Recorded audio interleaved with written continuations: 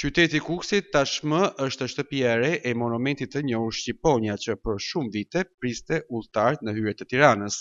Kryetari i bashkisë Albert Halilaj ndau pamje të monumentit të Shqiponia në mbrëmje, duke e shoqëruar me një përshëndetje për qytetarët. Me këto pamje të mrekullueshme të monumentit të Shqiponia, që tashmë ndriçon krenare mbi qytetin ton, ju uroj një fundjavë të qetë, shkroi Halilaj në rrjetet sociale.